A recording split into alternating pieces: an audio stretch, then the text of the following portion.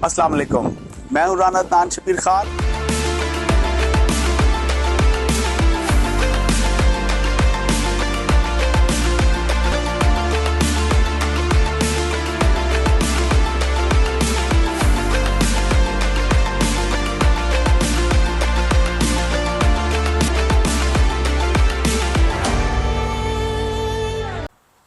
अस्सलाम वालेकुम, मैं हूँ राना अदनान शबीर खान और आप देख रहे हैं नवाए फ़िक्र।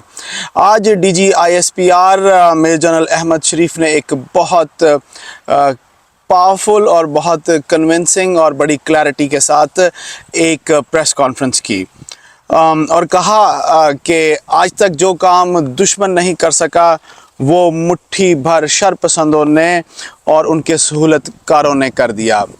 ये अल्फाज बहुत ही ज़ूमैनी और समझने के लायक अल्फाज हैं और बहुत सारे लोगों को इस पर सोचना चाहिए।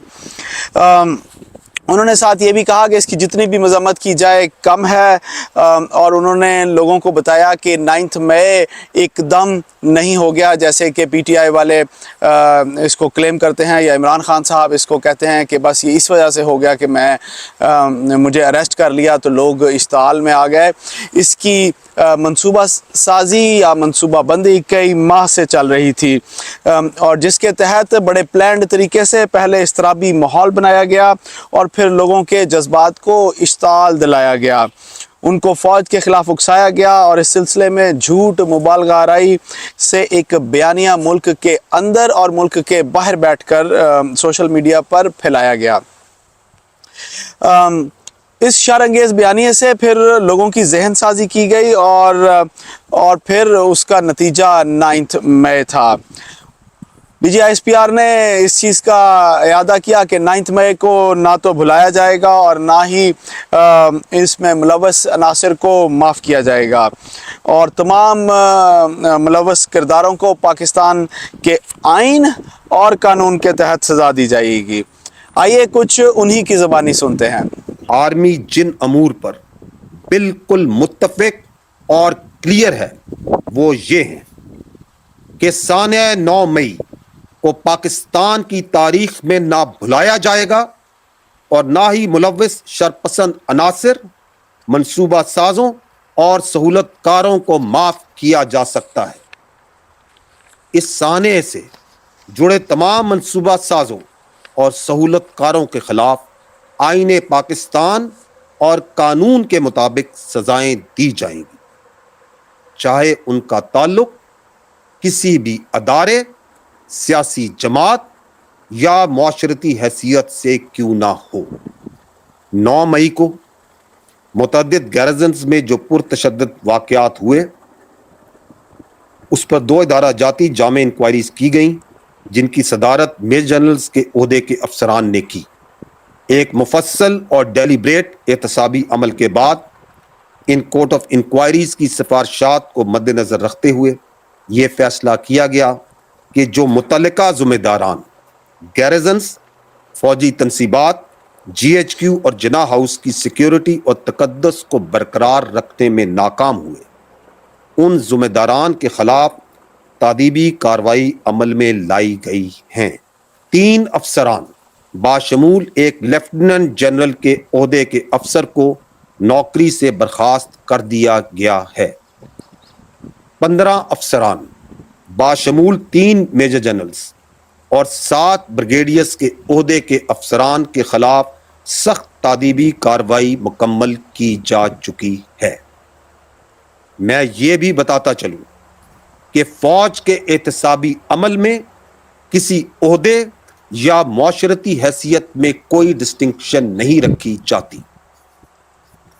इस वक्त एक रिटायर्ड 4 स्टार जनरल की नवासी, एक रिटायर्ड 4 स्टार जनरल का दामाद, एक रिटायर्ड 3 स्टार जनरल की बेगम और एक रिटायर्ड 2 स्टार जनरल की बेगम और दामाद इस एहतसाबी अमल से नाकाबिले तरदीद शवाहिद की बुनियाद पर गुजर रहे हैं।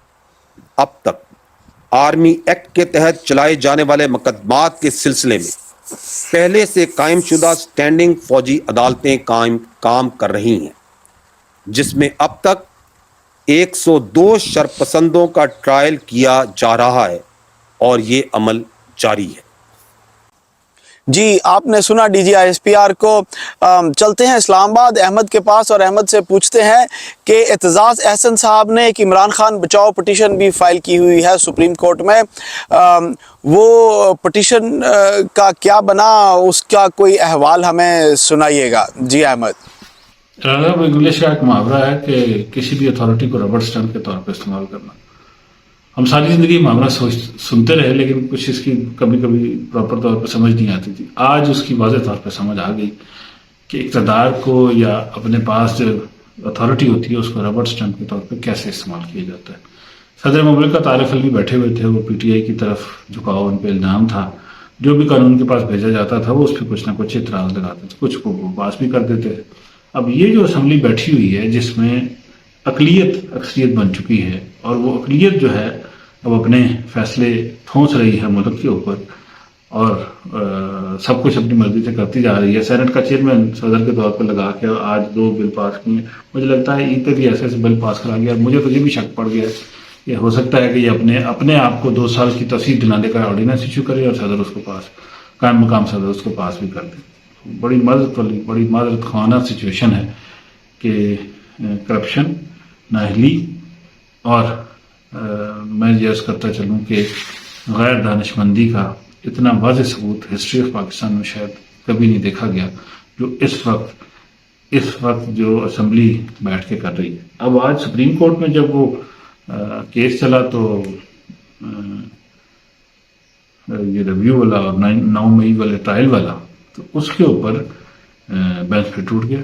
اور وہ کیا عثمان امان صاحب آئے جو اٹارنی جنرل نے, پہلے انہوں نے خود کہا کہ بینچ کے اوپر مجھے پورا اعتماد 9 سے 7 رکنی ہو گیا تھا. اس پہ پھر انہوں نے ایک جج پہ اعتراض کر دیا, وہ اٹھ کے چلے گئے. جب وہ چلے گئے کہ جی ہاں ٹھیک ہے میں جو عادت خواجہ صاحب کا رشتہ دار ہوں میں چھوڑ دیتا ہوں, وہ چلے گئے. باقی پھر 6 نے کارروائی شروع کر دی. اس کے بعد چیف جسٹس نے کافی غصے کا اظہار کیا.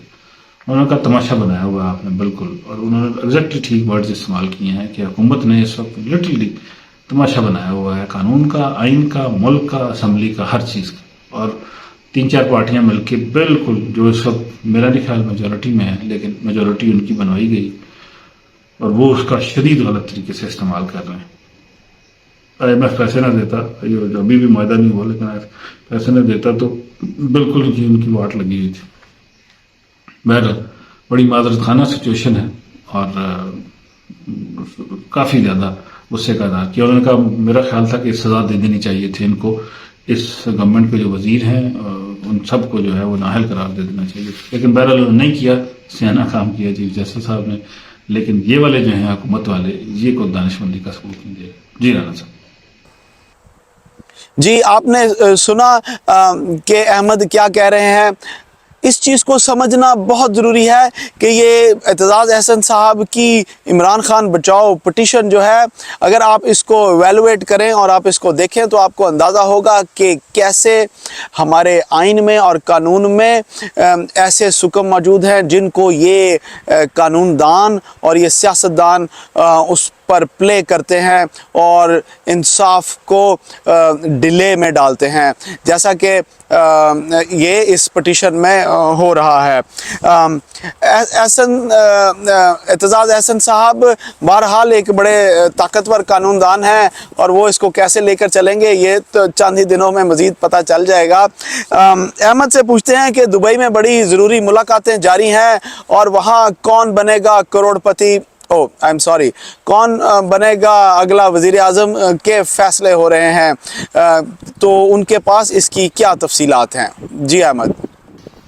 جی رام صاحب, دبئی میں ملاقاتیں ہو رہی میاں نواز شریف صاحب کی, زرداری صاحب کی, اور ان ملاقاتوں میں ایسے لگ رہا ہے جیسے وہ ملک کا وزیر اعظم منتخب کرنے کے لیے 2 رکنی کمیٹی بیٹھی ہوئی ہے.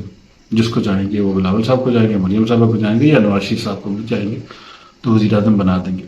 اب نواز شریف صاحب اور زرداری صاحب 2 ایسی شخصیتیں ہیں جو گلوبلی ریکگنائزڈ ہیں کہ انہوں نے پاکستان میں اقتدار میں رہتے ہوئے کرپشن کی.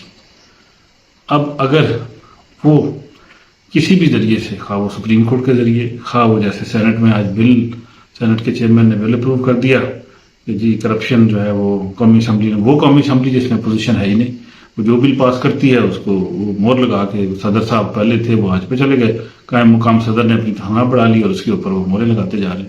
اب اتنی واضح کہہ لیں بے حسی اور کرپشن جو ہے ملک کے نظام کو چلانے کے لیے، اور چلانے کے لیے پھر آپ نواز شریف صاحب کو لے کے جا رہے ہیں جن پہ اربوں ڈالر کی کرپشن ہے، اربوں روپے کی نہیں اربوں ڈالرز کی کرپشن ہے. اسی طرح زرداری صاحب کے بھی ہے.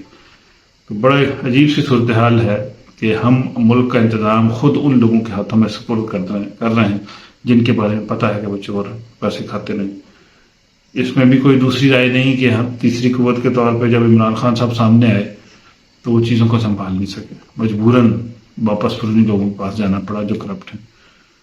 تو اگر کرپٹ لوگوں نے ہی ملک چلانا ہے تو پھر کیا کیا جا سکتا ہے، سمجھ نہیں آ رہی. مشرف صاحب نے جب اقتدار چھوڑا پھر پارٹی نون لیگ انہوں نے اپنی باریاں لگائیں، پھر خان صاحب آ گئے انہوں نے بھی اپنی باری لگائی. ان کا کہہ لیں کہ وہ چیزیں الٹیمیٹلی 9 مئی پہ جا کے اور ہی رخ پہ اختیار کر گئی. عبارت کرنے کا مقصد یہ ہے کہ ملک کے عوام یہ پوچھتے ہیں کہ وہ ووٹ کسی کو دیتے ہیں، منتخب کوئی ہوتا ہے، اور جو منتخب ہو کے آتے ہیں وہ دہائیوں میں پیسے کھاتے ہیں، اور پیسے کھانے کے بعد پھر بھی وہ ملک کی جان نہیں چھوڑتے، گھوم گھما کے وہ پھر دوبارہ اقتدار میں آ جاتے ہیں. یہ جو ملک کی اقتدار کا منصوبہ، یہ جو پلان ہے، یہ اتنا بار بار فیل ہوتا جا رہا ہے. اللہ کرے اس میں کوئی بہتری ہو. بار بار فیل ہوتا جا رہا ہے کہ عوام جو ہے الٹیمیٹلی تنگ ہے، عوام خوش نہیں ہے. خواہ آپ IMF سے پیسے لیں، خواہ کچھ بھی کریں، لوگ بہت تنگ ہیں. عرض کرنے کا مقصد یہ ہے کہ ملک کو ترقی دلائیں، سب کو مل کے اس چیز پہ کام کرنا ہے کہ ملک ترقی کرے، نہ کہ اگین کرپشن کے ہاتھوں پھر رگڑیں کھائیں.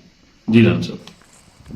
خواتین و حضرات، فوج نے آج بہت کلیئرٹی سے اور ڈیٹیل سے آپ کو بتایا ہے کہ وہ اپنے اندر انتہائی تیزی اور شفافیت کے ساتھ احتساب کا عمل مکمل کر چکے ہیں. اب باری سویلینز کی ہے. اعتزاز احتساب کی عمران خان بچاؤ پٹیشن اس سلسلے میں عمران خان صاحب کو بچانے میں کتنی کامیاب ہوتی ہے یہ تو آنے والا وقت بتائے گا. لیکن اس بات کو جو میں آگے کرنے لگا ہوں اس کو آپ بھی جانتے ہیں، میں بھی جانتا ہوں، اور چیف جسٹس آف پاکستان بھی جانتے ہیں کہ سول عدالتوں میں اگر یہ مقدمات چلے تو پیسہ بہت چلے گا، سفارش بھی خوب چلے گی، تعلقات بھی خوب چلیں گے، اور کم از کم ہر کیس کو 20 سال تک لٹکایا جا سکتا ہے بہت آسانی سے. اور اگر وہاں ان عدالتوں میں نہیں چلے گا تو انصاف نہیں چلے گا. اگر یہ سپریم کورٹ اور اعتزاز احسن صاحب کی پٹیشن اگر اس پروسیس میں حائل ہوئی تو justice will be the first casualty. انصاف کا خون ہوگا، اور انصاف کا خون بھی ان لوگوں کے ہاتھوں ہوگا جو رول آف لا کا پرچار کرتے ہیں. آپ اس بارے میں کیا سوچتے ہیں ہمارے ساتھ کمنٹس میں ضرور شیئر کیجئے. میں آپ سے اجازت لوں گا. اللہ آپ سب کو آسانیاں نصیب فرمائے اور آسانیاں تقسیم کرنا نصیب فرمائے. السلام علیکم.